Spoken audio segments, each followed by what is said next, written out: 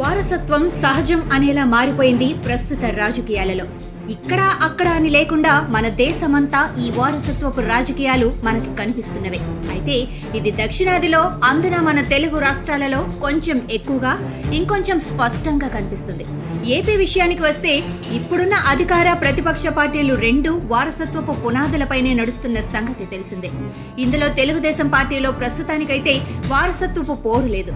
వ్యవస్థాపకుడు ఎన్టీఆర్ అల్లుడిగా చంద్రబాబు తెలుగుదేశం పార్టీకి సారథ్యం వహిస్తూ ఉండగా, ఆయన కుమారుడు నారా లోకేష్ కూడా ఇదే పార్టీలో కీలకంగా ఉన్నారు. ఎన్టీఆర్ వారసత్వానికి, చంద్రబాబు వారసత్వానికి కూడా ఇప్పుడు ఎలాంటి పోటీ లేదు. ఇక వైసీపీ విషయానికి వస్తే దివంగత సీఎం రాజశేఖర్ రెడ్డి కుమారుడిగా వైఎస్ జగన్ కాంగ్రెస్ పార్టీలో విభేదించి సొంత కుంపటిగా వైసీపీ పెట్టుకున్నారు. వైసీపీ వైఎస్ జగన్ కు చెందిన సొంత కంపెనీ. ఇందులో ఎలాంటి అనుమానాలు లేవు. అయితే వైఎస్ఆర్ వారసత్వానికి మాత్రం పోటీ ఉంది. జగన్మోహన్ రెడ్డితో పాటు వైఎస్ఆర్ తనయ షర్మిల కూడా వైఎస్ బ్రాండ్కు వారసురాలుగా ఉన్నారు. గత ఎన్నికల సమయంలో జగన్, షర్మిల ఇద్దరు వైసీపీలో ఉండటంతో ఈ వారసత్వం కోసం పోటీ కనిపించలేదు. వైసీపీ అనే పొలిటికల్ కంపెనీలో షర్మిల ఒక ఉద్యోగిగా చేరి ఆమె బాధ్యత నిర్వహించి బయటకు వచ్చేశారు. ఇంకా చెప్పాలి అంటే అధినేత కష్టకాలంలో ఉండగా షర్మిల వారసురాలిగా బాధ్యత తీసుకున్నారు. కానీ కష్టం పోయి మంచి రోజులు వచ్చాక అదే వారసురాల్ని బయటకు తరిమేశారు. దీంతో షర్మిల వైఎస్ఆర్ వారసురాలుగా అదే బ్రాండ్తో తెలంగాణలో మరో బ్రాంచ్ ఓపెన్ చేసుకున్నారు. కానీ అక్కడ ఆ బ్రాంచ్ వృద్ధిలోకి రాకుండా సొంత వారే అడ్డు తగులుతూ ఉండటంతో ఇప్పుడు షర్మిల అసలు సిసలైన వైఎస్ఆర్ వారసురాల్ని నేనే అంటూ తిరిగి తన తండ్రి పనిచేసిన కాంగ్రెస్ బాధ్యతలు తీసుకునేందుకు సిద్ధమయ్యారు. దీంతో ఇప్పుడు ఏపీలో వైఎస్ఆర్ వారసత్వానికి పోటీ నెలకొంది. ఒక రకంగా చెప్పాలి అంటే ఇప్పుడు ఏపీలో వైఎస్ఆర్ వారసత్వం కోసం ఆయన కుమారుడు, కుమార్తె తలపడుతున్నారు, పోటీ పడుతున్నారు. వైఎస్ వారసత్వం అనే వ్యవహారం ఇప్పుడు ఏపీ రాజకీయాలను కీలక మలుపు తిప్పేలా ఉంది. ఇప్పటి వరకు ఏపీలో వన్ అండ్ ఓన్లీగా జగన్ వైఎస్ రాజశేఖర రెడ్డి వారసుడిగా చలామణి అయ్యారు. అయితే ఇప్పుడు ఆయన సోదరి షర్మిలే ఆయనకు పోటీ వస్తున్నారు.